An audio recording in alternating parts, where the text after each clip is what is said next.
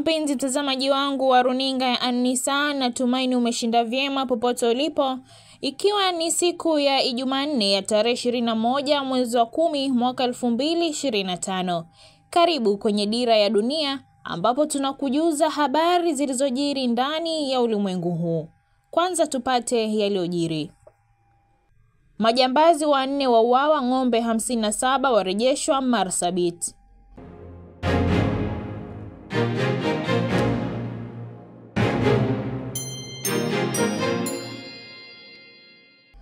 Zulekha apinga ada ya barabara ya Dongo Kundu.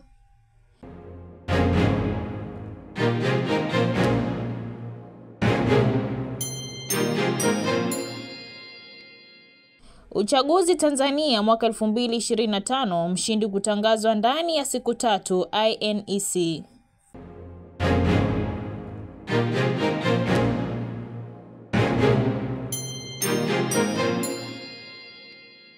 Ungana nami mpenzi mtazamaji kwenye habari hizi, langu jina Farida Ali. Tukianza ni kwamba baada ya Wizara ya Fedha kupitisha kutozwa kwa ada wanaotumia barabara ya Dongo Kundu, sasa viongozi wa Pwani wamejitokeza kupinga hatua hiyo. Wa kwanza kupinga mpango huo ni aliyekuwa mwakilishi wa wanawake kaunti ya Kwale, Bi Zulekha Juma Hassan. Hii hapa taarifa kamili. Aliyekuwa mwakilishi wa wanawake kaunti ya Kwale kati ya mwaka 2017 hadi mwaka 2022, Zulekha Juma Hassan amepinga vikali mpango wa kuwatoza ada watumiaji wa barabara ya Dongo Kundu. Kauli yake imekuja kufuatia uamuzi wa Wizara ya Fedha kuidhinisha kutozwa kwa ada hiyo. Zulekha amemtaka Rais William Ruto kutoidhinisha mpango huo, akisisitiza kuwa wakazi wa Kwale wanapaswa kupewa fursa ya kuitumia barabara hiyo bila vikwazo vya kifedha. Hivi juzi tumesoma kutoka vyombo vya habari kuwa Wizara ya Fedha imeidhinisha barabara ya Dongo Kundu iwe barabara ya kutozwa kodi kama vile barabara ya Nairobi Expressway. Naomba kuchukua fursa hii kumrai Rais William Ruto asipitishe rai kama hiyo. Kama Wakwale tumesubiri toka uhuru, tuseme tumesubiri milele kuwa na barabara ambayo itaunganisha eneo bunge la Kinango na eneo bunge zingine za Kwale County. Kwa hivyo kwa mara ya kwanza toka historia ya Kenya kunayo sasa barabara ya lami ambayo inaunganisha eneo bunge la Kinango, hususan Samburu Sub-County mpaka Matuga bila kulazimika kuvuka feri. Barabara ya Dongo Kundu ndio sasa inaunganisha eneo bunge la Kinango hadi Matuga kwa urahisi, hususan wakati huu ambapo bado barabara ya Kinango hadi Kwale haijaisha kujengwa. Aidha amemtaka Rais kuifungua rasmi barabara hiyo, akisema ni mradi muhimu wa kuinua uchumi wa wakazi wa Kwale na maeneo jirani. Tunamuomba pia aifungue barabara hii ya Dongo Kundu rasmi ili wananchi wote waweze kuitumia pamoja na vyombo vya usafiri vya umma. Tuwe huru kama Wakenya wengine walivyo huru katika kaunti zingine wakati wanapojengewa barabara mpya. Wanatumia bila wasiwasi ya kuwa watatozwa kodi yoyote. Barabara hii itazalisha uchumi wa Kwale County kwa watu wengi zaidi na zaidi sana, ama hususan vijana ndo ambao watafaidika zaidi kwa mabiashara kuweza kupanuka, gharama za biashara kupungua na kuleta sasa vibarua tofauti vitakavyochipuka wakati barabara hii itakuwa inatumika na kila mtu. Kwa hivyo wale waliokuwa na wanamshauri Rais kuwa atoze ada wasiwe wasiwasi. Ile kodi ambayo ilikuwa wanataka kuipata ama serikali ipate, kodi hiyo itapatikana punde barabara ikiwa wazi na huru kwa kutumika na wananchi wote, na uchumi utakapopanuka, ukizaa kazi na vibarua na biashara zikipanuka, bila shaka uchumi utazaa. Kinyume cha kuwa barabara hiyo ikianza mwanzo na kutozwa kodi, basi uchumi utakuwa wa Kwale County utakuwa vile vile unazorota, na uchumi wa wananchi wengi bado utakuwa unaendelea kuzorota vile vile. Itakuwa barabara hii haijaleta manufaa kwa Mkwale.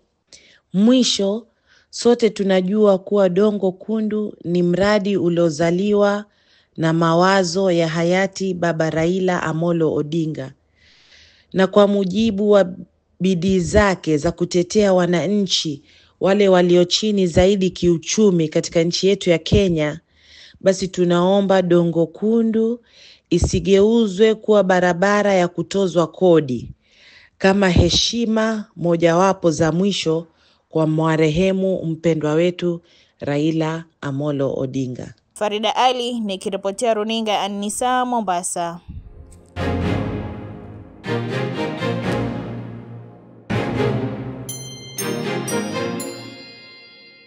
Na kwingineko ni kwamba washukiwa 4 wa ujambazi wameuawa kwa kupigwa risasi na polisi katika eneo la Sinkite, kaunti ya Marsabit. Polisi walipata bunduki 2 aina ya AK-47 huku wengine wakitoroka. Ng'ombe 57 kati ya 60 waliokuwa wameibwa kutoka kwa wafugaji wa Samburu walirejeshwa. Miili ya washukiwa imepelekwa mochari kusubiri utambuzi na upasuaji.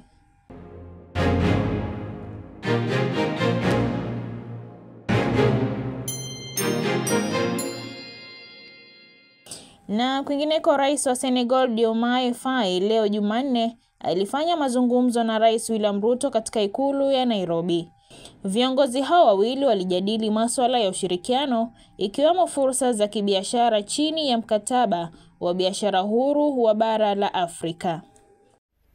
During our deliberations, His Excellency President Faye and I reviewed a broad range of bilateral, regional and continental matters. We reaffirmed our joint commitment to closer collaboration in trade, peace and security, energy, sports, and multilateral affairs. Our collaboration in these sectors aims to not only enhance prosperity, but also to promote sustainable development between our two nations. We have noted perfect agreement and alignment of views on the challenges facing the continent. I am aware of your commitment in peace efforts in the sub-region, and I would like to congratulate you for that and encourage you to continue on that dynamics by promising that you will always be able to count on my personal commitment and Senegal's full support for the success in these initiatives of peace and security in the region. Senegal is willing to work together with Kenya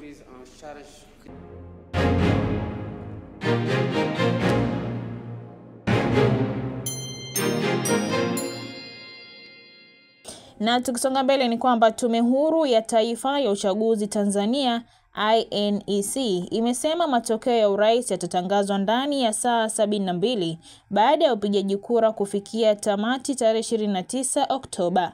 Matokeo ya ubunge na udiwani yatatangazwa mara baada ya kujumlisha kura majimboni.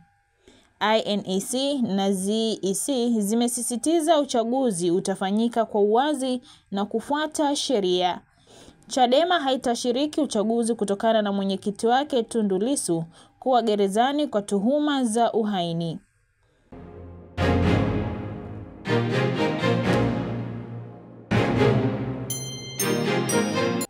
Na tukisonga mbele na habari zetu ni kwamba rais mpya wa Madagascar, Kanali Michael Randrianirina, amemtangaza waziri mkuu mpya wa kiraia. Hii ni kufuatia jeshi kuchukua madaraka wiki iliyopita, hatua iliyosababisha Rais Andry Rajoelina kuikimbia nchi. Kufuatia mashauriano na bunge, Randrianirina amechagua Herislama Rajonarivelo kama waziri mkuu mpya. Rajonarivelo ni mtu mwenye ushawishi katika sekta binafsi nchini humo na mwenyekiti wa zamani wa benki ya Madagascar, Malagasy Bank BNI. Rais Randrianirina ambaye aliapishwa Ijumaa ameahidi kuunda serikali ya kiraia na ushirikiano na nguvu zote zinazoiendesha nchi hiyo baada ya jeshi kuchukua madaraka. Amekanusha madai yaliyoibuka wiki iliyopita kwamba aliongoza mapinduzi. Maandamano ya mwezi uliopita ya kupinga hatua ya kukatika kwa umeme mara kwa mara nchini humo yaligeuka haraka na kuwa maandamano makubwa ya kuipinga serikali.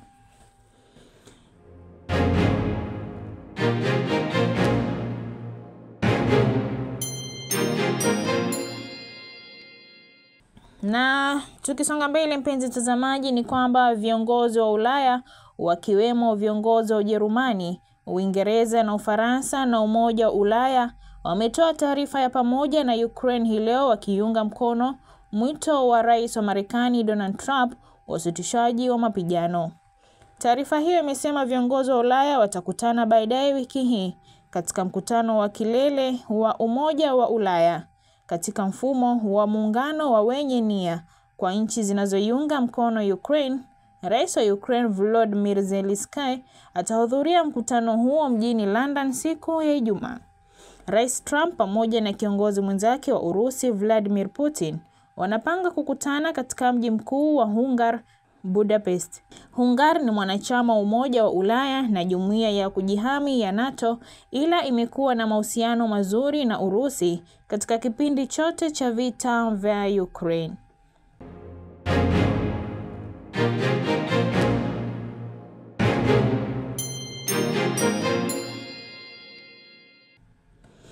Mpenzi mtazamaji, kufikia hapo ndio natamatisha Dira ya Dunia. Kumbuka unaweza kutufuatilia kupitia kurasa zetu za YouTube, TikTok na Facebook @Nisam Media. Shukran za dhati kwa mhariri mkuu na mwelekezi Athman Luchi. Jina langu ni Farida Ali. Zidi kutazama vipindi vyetu vinavyofuata.